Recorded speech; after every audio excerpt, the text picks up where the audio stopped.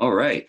Good morning, 6A, 6B, and 6G. We're going to be continuing to read in our book, Because of Winn, Dixie, chapters 8 and 9. In the background, we have some of the settings that we've already gone through. Let's go over the 4 settings. So we have India Opal's trailer, which was at the beginning of the book, the library, which we just did. And now our 2 new settings are going to be Gertrude's pets and then Gloria Dump's backyard. So we're going to be doing chapters 8 and 9 of Because of Winn-Dixie. So thank you for joining us. So we're going to go to the one background called Gertrude's Pets. So it's like a pet store that much of chapter 8 takes place. And I used a scene from the movie to kind of depict kind of what the setting looks like. As we can see in the background there, we have Winn-Dixie there and Opal, and then this new guy. All right, so we're going to begin. What I'm going to do is I'm just going to share the screen with you for chapter 8, and we're going to begin reading right away.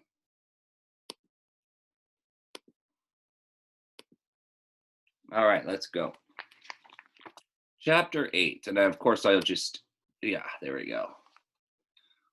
Winn-Dixie's bald start started growing fur, and the fur that he had to begin with started looking shiny and healthy, and he didn't limp anymore. There we have the semicolon, which some of us we've been studying, joins 2 independent sentences together.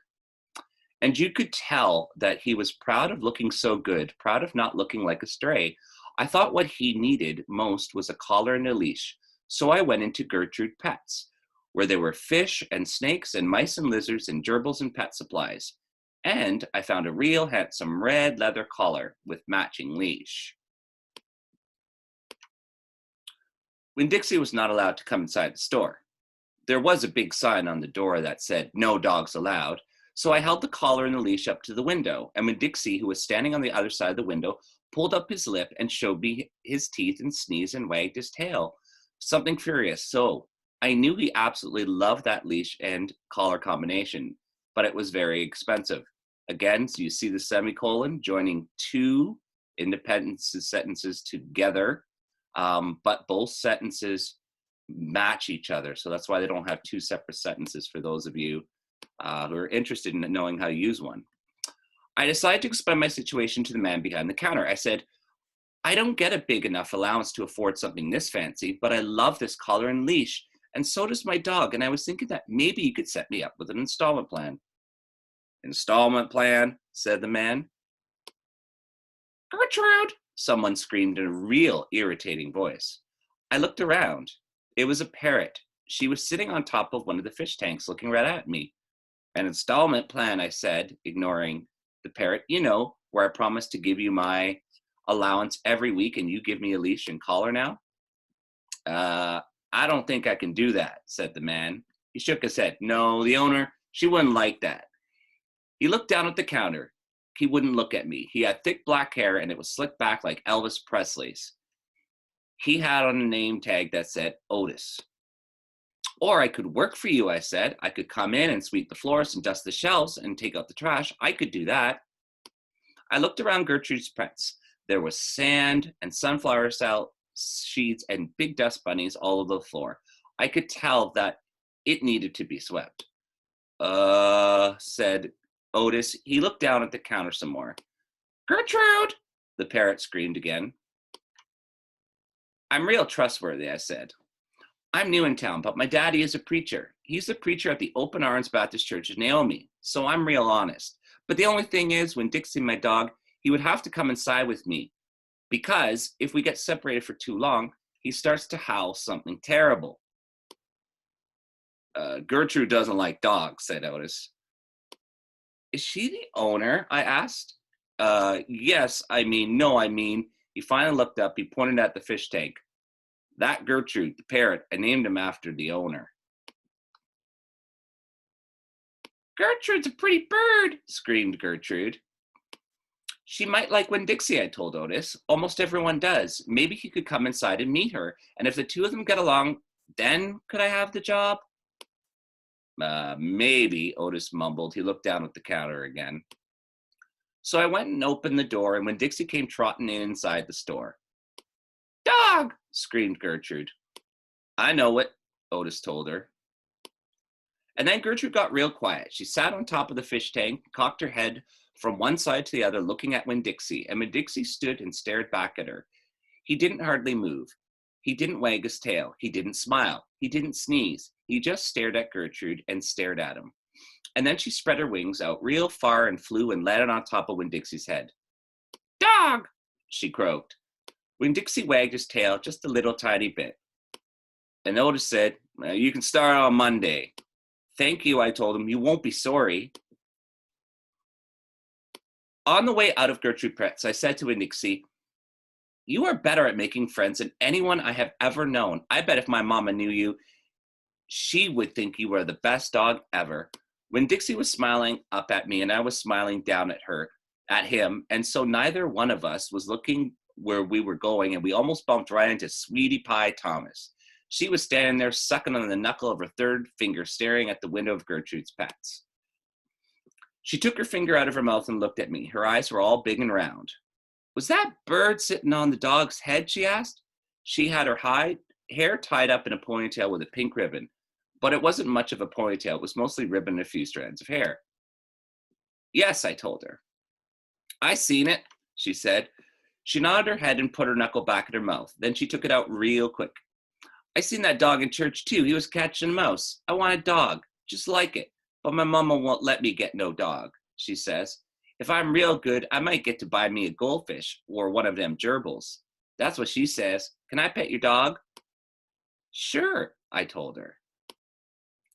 Sweetie Pie stroked Winn Dixie's head so long and serious that his eyes drooped half closed and drool came out of the side of his mouth. Gross. "I'm going to be 6 years old in September. I got to stop sucking on my knuckle once I'm 6, said Sweetie Pie. "I'm having a party. Do you want to come to my party? The theme is pink." "Sure," I told her. "Can this dog come?" she asked. "You bet," I told her. All of a sudden, I felt happy. I had a dog. I had a job. I had Miss Franny Block for a friend. And I had my first invitation to a party in Naomi. It didn't matter that it came from a 5-year-old and the party wasn't until September. I didn't feel so lonely anymore. So you can see here in the pet store, Opal and Winn Dixie, and there's Otis there. There's a new minor character. You can see that Opal's up to her old tricks of making friends and, again, pushing that envelope and putting people out of their comfortable zone, making them uncomfortable, and then getting what she wants. And then Winn Dixie is involved in that as well, getting to meet people, and we can see that. So we're going to move on to chapter 9 right along here, and the setting is a little bit different. So I'm just going to show you what the majority of the setting looks like. And this is something that we all probably have problems with in one time or another, an overgrown backyard. I know I've got a lot of work to do in my backyard. It is harder to get things like soil and fertilizer right now because of social distancing and COVID. But this one is a particularly overgrown yard with a big tree in it. So we're going to move along to chapter 9. And it takes place in an overgrown backyard. So we're going to figure out what's going on with this scene right now. So just going to share the screen, and we're going to continue right along. All right, let's go to chapter 9. Chapter 9. Just about everything that happened to me that summer happened because of Winn Dixie. For instance, without him, I would have never met Gloria Dump. He was the one who introduced us. What happened was this. I was riding my bike home from Gertrude's Pets, and when Dixie was running along beside me. Again, here's the use of the colon, getting some important information after the first sentence there. We went past Dunlop and Stevie Dewberry's house, and when Dunlop and Stevie saw me, they got on their bikes and started following me. They wouldn't ride with me. They just stood behind me and whispered things I couldn't hear. Again, use of semicolon, attaching two different independent clauses or independent sentences together because they are related. Neither one of them had any hair on his head because their mama shaved their heads every week during the summer because of one time Dunlop got fleas in his hair from their cat Sadie, and now they look like two identical bald-headed babies, even though they weren't twins. Dunlop was 10 years old like me, and Stevie was 9 and tall for his age. I can hear you, I hollered back at them. I can hear what you're saying, but I couldn't. When Dixie started to race way ahead of me. You better watch out, Dunlop hollered. That dog is headed for the witch's house. When Dixie, I called, but he kept going on faster and hopped a gate and went into the most overgrown jungle of a backyard that I'd ever seen. You better go get your dog out of there, Dunlop said. The witch will eat that dog, Stevie said. Shut up, I told him. I got off my bike and I went up to the gate and hollered, When Dixie, you better come on out of there. But he didn't. She's probably eating him right now, Stevie said. He and Dunlop were standing behind me. She eats dogs all the time. Again, take a look at the dialogue or conversational speech. See how a paragraph is started each time that there is a speaker? We don't have one big paragraph. We have separate paragraphs. Get lost, you bald-headed babies, I said. Hey, Dunlop said. That ain't a very nice way for a preacher's daughter to talk. He and Stevie backed up a little. I stood there and thought for a minute. I finally decided that I was more afraid of losing Winn Dixie than I was of having to deal with a dog-eating witch. So I went through the gate and into the yard. That witch is going to eat that dog for dinner and you for dessert, Stevie said. Well, tell the preacher what happened to you, Dunlop shouted after me. By then I was deep in the jungle. There were every kinds of things growing everywhere. There were flowers and vegetables and trees and vines. Winn Dixie, I said, I heard, this dog sure likes to eat. I went around a really big tree covered in moss, and there was Winn Dixie. He was eating something right out of the witch's hand. She looked at me. This dog sure likes peanut butter, she said. You can always trust a dog that likes peanut butter. She was old with crinkly brown skin. She had on a big floppy hat with flowers all over it, and she didn't have any teeth. But she didn't look like a witch. She looked nice, and when Dixie liked her, I could tell. I'm sorry he got into your garden, I said. You ain't got to worry, she said. I enjoy a little company. My name's Opal, I told her. My name's Gloria Dump, she said. Ain't that a terrible last name, Dump? My last name is Belani, I said. Sometimes the kids at school back home in Watley call me lunch meat. Ha! Gloria Dump laughed. What about this dog? What you call him? Winn Dixie, I said. When Dixie thumped his tail on the ground, he tried smiling, but it was hard with his mouth all full of peanut butter. Winn Dixie, Gloria Dump said. You mean like the grocery store? Yes, ma'am, I said. Hoo-hee! That takes the stage name prize, don't it? Yes, ma'am, I said. I was just fixing to make myself a peanut butter sandwich, she said. You want one too? All right, I said. Yes, please. Go on and sit down. She pointed at a lawn chair with the back all busted out of it. But sit down, careful. I sat down and Gloria Dump made me a peanut butter sandwich on white bread. Then she made one for herself and put her false teeth in to eat it. When she was done, she said to me, you know, my eyes ain't no good at all. You know, my eyes ain't too good at all. I can't see nothing but the general shape of things, so I gotta rely on my heart. Why don't you go on and tell me everything about yourself so I can see you with my heart? And because when Dixie was looking up at her like she was the best thing that he had ever seen, and because the peanut butter sandwich had been so good, and because I had been waiting for, I can't see up there, hold on, no. Sorry about that, guys. I can see it. And because when Dixie was looking up at her like she was the best thing he had ever seen, and because the peanut butter sandwich had been so good, and because I had been waiting for a long time to tell some person about me, I did. All right. So that is the end also of chapter 9. So now we are about a third or over a third done the book. We've just finished off chapters 8 and 9. We're, for those of you following me along, That's we're actually on chapter 10, which is page 67. So we're doing really well. Um, we're at least a third of that book done already. So great job.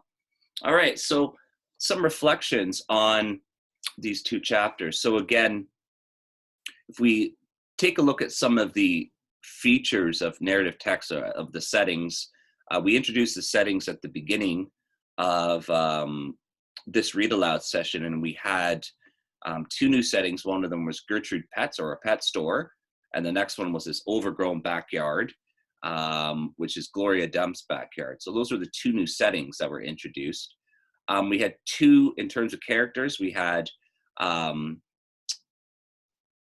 would say four minor characters that got involved. Gloria Dump, being the owner of this backyard. We also have Otis, and those two twins, and that little kid, Pinkie Pie or whatever. I can't remember her name. So we have a bunch of minor characters that have come in and out of Opal's and Winn-Dixie's life. And the plot, well, we just went over the plot, and the story is basically Opal goes into a pet store, wants a leash for Winn-Dixie, offers her services as a job to pay for the leash, and then in chapter, and Otis says yes, the guy behind the desk, or the worker. And then in chapter 9, we have Winn-Dixie riding her bike, and then getting teased by a couple of the boys. And then Winn-Dixie jumps into this backyard, and Opal follows him, and then they get to meet this interesting personality, Gloria Dump, who is termed as a witch, but doesn't appear to be a witch at all, because she ends up feeding peanut butter to Winn-Dixie, and then Opal tells her story to her about her life. At the end of the chapter, we get that. So again, we're coming right along in our read aloud. So thank you for joining me today. The discussion question will be a pretty easy one. And it's going to be about Winn-Dixie. And the question is, and again, for those of you who, a couple of things, I call this, I'm going to put the end of the part of my read aloud as a question and answer discussion. So some questions that come up. First one is like, oh, I wasn't able to, do the discussion questions in chapter 1 or 3 and 4 or whatever. Do what you can. I know some people signed on and started watching these videos early, and some people did it later. Just do what you can to follow along, or go back and watch the videos. For those of you who are answering, you answer it on a Google Docs, and that Google Docs is actually, if you scroll down on the 6A, 6B, 6G language, all the way down, you'll see my first discussion question. If you click onto that Google Doc, it will force copy a Google Doc to your hard drive, and then that's where you put the question and the answer, okay? You don't send it to me. You're going to be sending it to me after the book is done. This is our only third discussion question, so we haven't been doing a lot of work in it. We just respond to certain chapters, okay? The discussion question on this part is, what is Winn-Dixie's role so far? So far, here's the question. What is Winn-Dixie's role in the novel so far? What's Winn-Dixie's purpose? And how is Winn-Dixie being used? So what's Winn-Dixie's roles? Using examples from the text, please explain. Very simple. What's Winn-Dixie's role in the novel because of Winn-Dixie so far? And using examples from the text and your own ideas, explain. That's it. Because Winn-Dixie does have a role, and is used by Opal in this particular role. And what's that role? I don't know. That's for you to tell me. Okay. That's about it for today. Thank you very much for joining me for my read aloud session. Again, I hope you guys and girls have a wonderful weekend. Stay safe, especially during these times. Keep your social distancing, and relax about schoolwork, and you do what you can. Okay. And that's the big takeaway from the work that you get. You do what you can with the time that you have. Relax about things. Don't get all wrapped up in worrying about all the previous. Just do what you can that you're capable of during this time. Okay. Thanks, guys. We miss you, and I hope you guys have a wonderful weekend. Enjoy that time. And yeah, that's it. All right, guys. Have a good one. See you later.